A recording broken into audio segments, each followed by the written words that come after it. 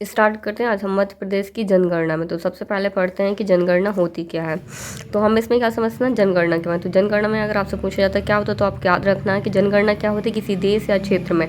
देखो, अगर पूरा देश भी हो सकता है जिसकी जनगणना करवाई जा सकती है, एक पूरा राज्य भी हो सकता है, तो वो एक निश्चित क्षेत्रफल आ जाता है और निश्चित समय अंतराल होता है। अगर निश्चित समय अंतराल पूछा जाता है तो अपने भारत में कितने वर्षों में जनगणना होती है, तो 10 वर्षों में होती है। ठीक है, तो आप इस बात को भी याद रख सकते हैं कि निश्चित क्षेत्रफल पर उस क्षेत्र के नागरिकों की संख्या गिनी जाती है। ठीक है, जनगणना किसको बोला जाता है, किसी क्षेत्र विशेष स्थान पर जहाँ की जनगणना, जहाँ के नागरिकों की संख्या गिनी जाती है और गिनवाई किसके द्वारा जाती है, सरकार के द्वारा गिनवाई जाती है और सरकार के द्वारा आधिकारिक तौर पर भी उसको जारी किया जाता है। उसे जनगणना के आंकड़े कहा जाता है।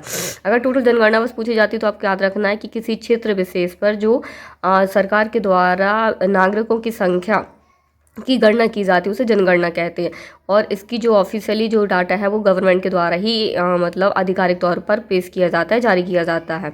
इसके बाद अगर आपसे पूछा जाता है सर्वप्रथम भारत में जनगणना का विचार किसको आया था, तो आपको याद रखना सबसे पहले 1872 में मतलब अंग्रेजों के टाइम पर जनगणना के बारे में विचार आया था। किसको आया था, लॉर्ड मेयो को आया था। सबसे पहले किसको आया था, लॉर्ड मेयो को आया था। अगर वहीं से पूछी जाती है कि नियमित जनगणना कब से स्टार्ट हुई थी, तो आपको याद रखना नियमित जनगणना जो है ना लॉर्ड रिपन ने करवाई थी, 1881 में स्टार्ट हुई थी। मतलब प्रत्येक 10 वर्ष के बाद जो जनगणना स्टार्ट हो गई थी, कब से हो गई थी, 1881 के समय से स्टार्ट हो गई थी। इसके बाद अगर आपसे पूछा जाता है विश्व जनसंख्या दिवस कब मनाया जाता है, तो आपको याद रखना है 11 जुलाई को मनाया जाता है मध्य प्रदेश जनसंख्या नियंत्रण दिवस। तो आपको इसको भी याद रखना, क्योंकि हम क्या कर रहे हैं, मध्य प्रदेश की जनगणना पढ़ रहे हैं, तो हमारे लिए जो सबसे ज़्यादा इंपॉर्टेंट डाटा रहेगा वो कहाँ का रहेगा, मध्य प्रदेश का ही रहेगा। तो मध्य प्रदेश की जो जनसंख्या नियंत्रण दिवस है वो कब मनाया जाता है, 11 मई को मनाया जाता है। जबकि पूरे विश्व की जनसंख्या दिवस कब मनाते हैं, तो 11 जुलाई को मनाते हैं। तो आप इन दोनों ही फैक्ट को अच्छे से याद रख लीजिएगा। इसके बाद अगर आपसे पूछा जाता है जनगणना, जैसे मैंने बताया केंद्र सरकार में आता है। ठीक है, केंद्र सरकार ही इसके लिए मतलब जनगणना करवाती है। लेकिन अगर वहीं आपसे पूछा जाता है संविधान की सॉरी कौन सी सूची में आता, तो आपको याद रखना संघ सूची में आता। मतलब संविधान की कौन सी सूची में जनगणना को शामिल किया गया है, तो आपको याद रखना संघ सूची में इसको शामिल किया गया है। वहीं मध्य प्रदेश की जनगणना के अगर आंकड़े आपसे पूछा जाता है 2011 की, ठीक है ना, 2011 के मतलब जो जनगणना अभी आप लास्ट वाली पढ़ रहे हैं, इसके बाद कोई जनगणना हुई नहीं है, लेकिन इसके जो आंकड़े अंतिम तौर पर कब जारी किए गए, तो आपको याद रखना है 10 जून 2013 को किए गए। मतलब 2011 की जो जनगणना थी ना, उसके आंकड़े गवर्नमेंट के द्वारा 2013 में पब्लिश किए गए थे। तो आप इसको भी याद रख लीजिएगा। वहीं अगर आपसे पूछा जाता है 2011 की जो जनगणना है, तो मध्य प्रदेश की कौन से नंबर की जनगणना थी, तो आपको याद रखना 6वें क्रम की जनगणना थी। ठीक है, वहीं भारत की अगर पूछी जाती है तो 5वें नंबर की, मतलब जो अपने मध्य प्रदेश की जब गठन हुआ था 1956 में, उसके बाद की जनगणना कौन सी रही है आपकी, 6वें नंबर की रही। जबकि भारत की अगर आपसे पूछी जाती है तो 5वें क्रम की जनगणना रही है। वहीं अगर आपसे पूछी जाती है मध्य प्रदेश में टोटल कितनी जनसंख्या, तो आपको याद रखना 7, 26, 26, 809, जो आपको अच्छे से याद होगा। अगर इसमें भी आपसे पूछी जाती है भारत की जनगणना का कितने परसेंट मध्य प्रदेश में निवास है, तो आपको याद रखना 5.99%। मतलब अगर आप उसको बोलेंगे लगभग में 6% आ जाती। टोटल भारत की जनसंख्या के कितने परसेंट मध्य प्रदेश में रहते हैं, तो 6% जनसंख्या मध्य प्रदेश में रहती है, निवास करती है। ठीक है, अब इसमें महिलाओं पुरुषों की जनसंख्या अगर पूछी जाती है, तो पुरुषों की जो जनसंख्या कितने परसेंट है, 51.70% आ जाती है जो मध्य प्रदेश में निवास करती है। जबकि महिलाओं की संख्या कितनी आ जाती है, 48.30% आ जाती है।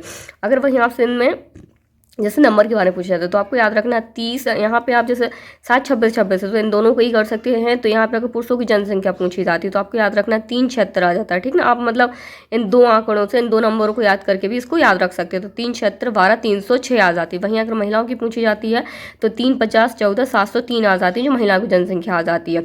वहीं अगर आपसे पूछी जाती है टोटल कितनी वृद्धि हुई, तो आपको याद रखना जो वृद्धि है ना टोटल कितनी, 20.3% की वृद्धि हुई है। अगर वहीं आपसे पूछी जाती है महिलाओं की संख्या में कितनी वृद्धि हुई है, मतलब जनसंख्या में कितनी वृद्धि हुई, तो 21.1% की जो जनसंख्या में महिलाओं में वृद्धि हुई, जबकि पुरुषों में 19.6% की वृद्धि हुई है। तो आप वृद्धि को, और टोटल अगर वृद्धि पूछी जाती है तो 20.3% की जो सबसे ज़्यादा कहाँ पे हुई है, किस शहर में, इंदौर में हुई है। और इसके बाद अगर आपसे पूछा जाता है जनसंख्या घनत्व के बारे में, सॉरी इसमें थोड़े से आंकड़े अपन 2011 की जनगणना के बारे में भी देख लेते हैं। तो अगर आपसे पूछी जाती है 2011 की जनगणना के फैक्ट अगर आप इसमें देख लेते हैं, जैसे अगर पूछे 2011 की जो जनगणना थी कौन से नंबर की थी अपने भारत की, तो आपको याद रखना है 15वें नंबर की जनगणना थी। अगर वहीं आपसे पूछी जाती है स्वतंत्र भारत की कौन सी रही, तो स्वतंत्र भारत की जो आपकी जनगणना लगी 7वीं रही। जबकि मध्य प्रदेश की कौन सी रही, 6वीं रही है। क्योंकि 1900 मतलब अगर पूछी जाती भारत की पहले स्वतंत्र भारत की पहली जनगणना कब हुई थी, तो 1951 में हुई थी। जबकि अपने मध्य प्रदेश में स्वतंत्र भारत की पहली मतलब स्वतंत्र भारत की जनगणना अपने मध्य प्रदेश में कब हुई थी, आपको याद रखना है। यहाँ पे कब हुई थी, 1961 में हुई होगी, क्योंकि 1956 में तो अपना मध्य प्रदेश ही बन रहा था। तो ठीक है, आप इसको भी याद रख सकते हैं। इसका अगर शुभंकर पूछा जाता है 2011 की, तो आपको याद रखना है प्रागणक शिक्षिका रही हैं। तो ठीक है, कौन है, एक मतलब एक टीचर थी, जो महिला टीचर थी, जो उनको क्या कहता है, इसमें शुभंकर बनाया गया था 2011 की जनगणना में। अगर आपसे आदर्श वाक्य पूछा जाता है, जो यहाँ से क्वेश्चन आते हैं 2011 की जनगणना में, तो आपको याद रखना है हमारी जनगणना हमारा भविष्य, इसका शुभंकर रखा गया था। सॉरी, इसका आदर्श वाक्य, इसका जो आदर्श वाक्य था रखा गया था, हमारी जनगणना हमारा भविष्य था। प्रथम जनगणना के आयुक्त कौन थे, डब्ल्यू प्लाडेन थे। कौन थे, आ जाते हैं डब्ल्यू प्लाडेन। पहली जनगणना जो सबसे पहले हुई थी अंग्रेजों के टाइम पर, और नाम से ही आपको लग रहा है कि अंग्रेजों जैसा नाम ही इसका था। पहली बार अगर आपसे वहीं पूछी जाती जातिगत जनगणना कब हुई थी, तो आपको याद रखना है 1931 में हुई थी जातिगत जनगणना। स्वतंत्र भारत की पहली जनगणना अगर पूछी जाती है, तो उस टाइम के जन आयुक्त कौन थे, जनगणना आयुक्त कौन थे, तो आर्य गोपाल स्वामी थे। ठीक है ना, आर्य गोपाल स्वामी, मतलब जो लग ही रहा है अपने कैसे भारत के जैसा नाम हो, तो आर्य गोपाल स्वामी थे, जो कैसे रहते, जो स्वतंत्र भारत के पहले जनगणना आयुक्त बने थे। इसके बाद अगर आपसे पूछा जाता है जनगणना का महाविभाजक वर्ष कब था, तो 1921 को माना जाता है महाविभाजक वर्ष। अगर वहीं जनगणना लघु विभाजक वर्ष पूछा जाता है, तो 1951 आ जाता है। तो आपको सारे के सारे फैक्ट याद रखना है, जो आपकी किसमें जनगणना से संबंधित, 2011 की जनगणना से संबंधित। वहीं अगर आपसे पूछा जाता है मध्य प्रदेश में जनसंख्या घनत्व कितना है, मतलब जनसंख्या घनत्व, पहली बात तो आपको ये समझना कि जनसंख्या घनत्व है क्या।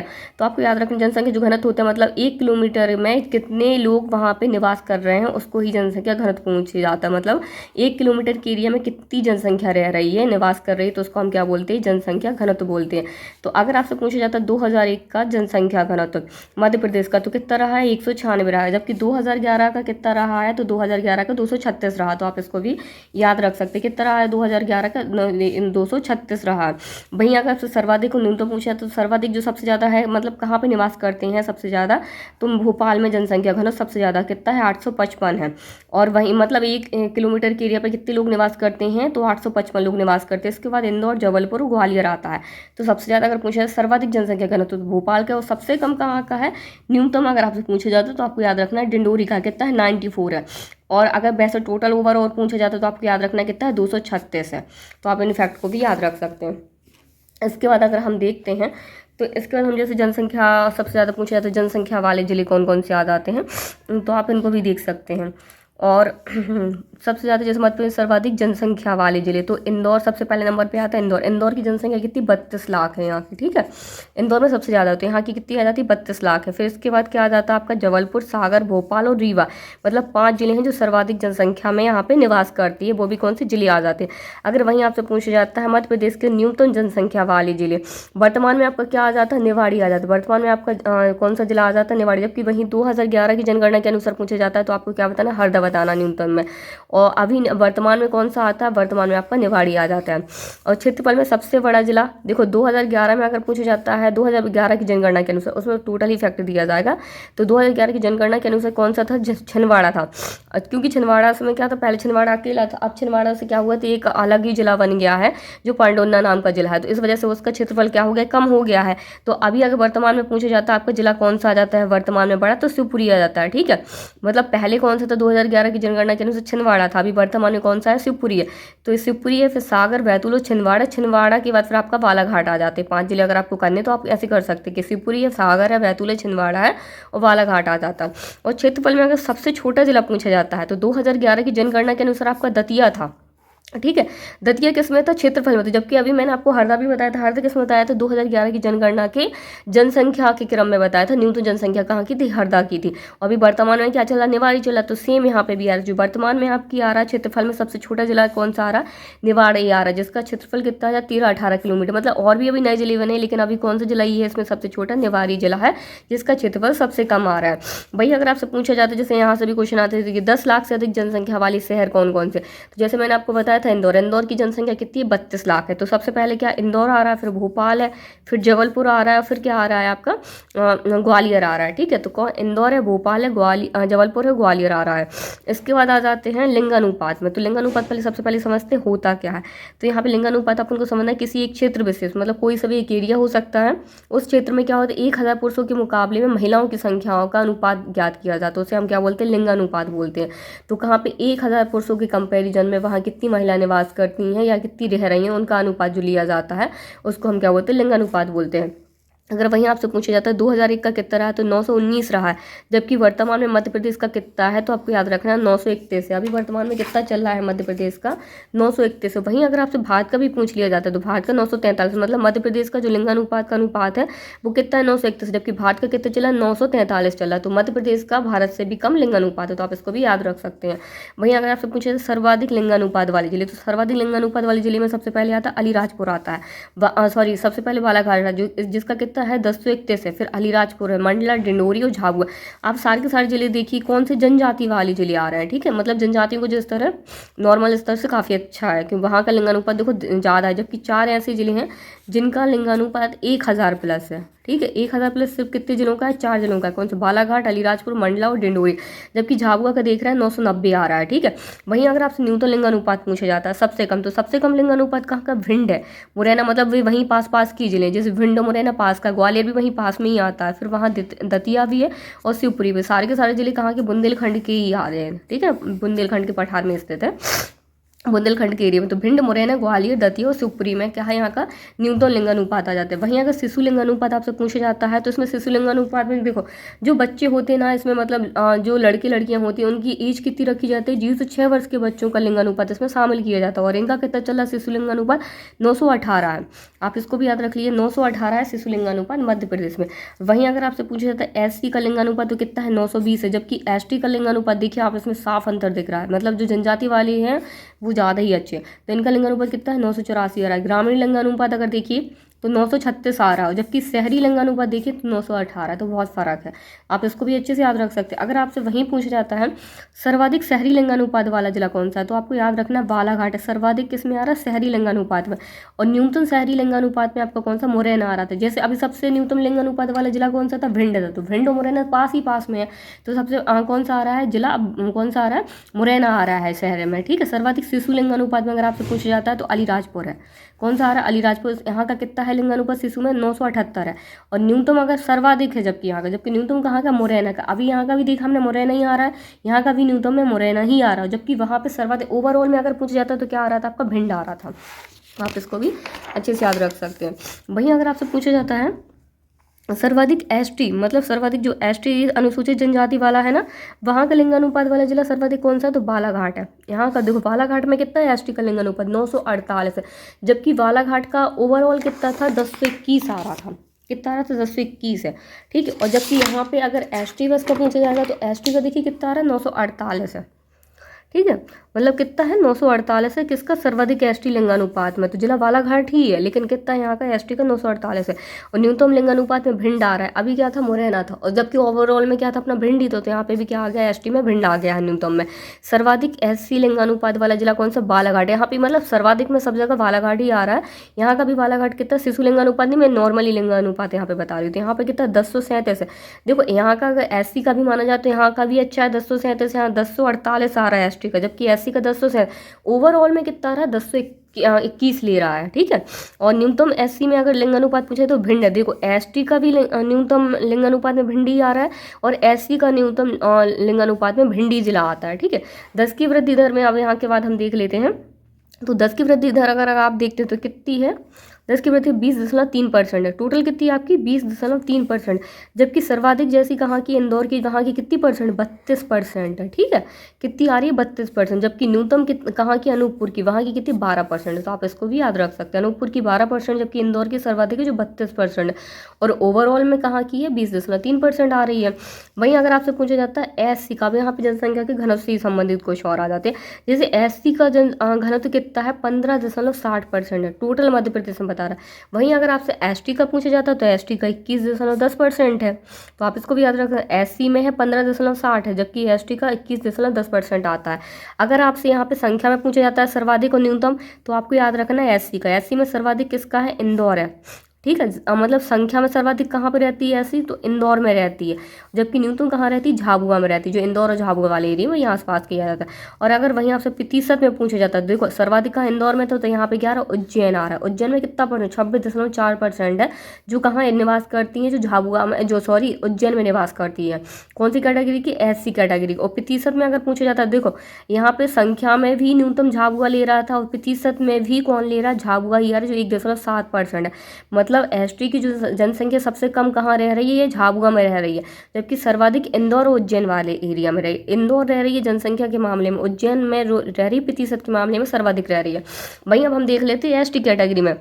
तो ST में देखते हैं संख्या में सर्वाधिक संख्या कहाँ रहती है, ST कैटेगरी की धार में रहती है। ठीक है, ST वाले जो सर्वाधिक रहते हैं कहाँ, धार में रहते हैं। और सबसे कम कहाँ रहते हैं, भिंड में रहते हैं। वहीं अगर प्रतिशत में देखते हैं तो प्रतिशत में कौन है, अलीराजपुर, भिंड और अलीराजपुर वाला, धार और अलीराजपुर जो पास पास के जिले आ जाते हैं। जैसे वहाँ उज्जैन और इंदौर पास पास के आ रहे थे, वैसे सेम यहाँ पे कि धार और अलीराजपुर में सर्वाधिक रह रही है, धार में रह रही है संख्या के आधार पर, जबकि सर्वाधिक और इसमें प्रतिशत के आधार पर अलीराजपुर में सर्वाधिक रह।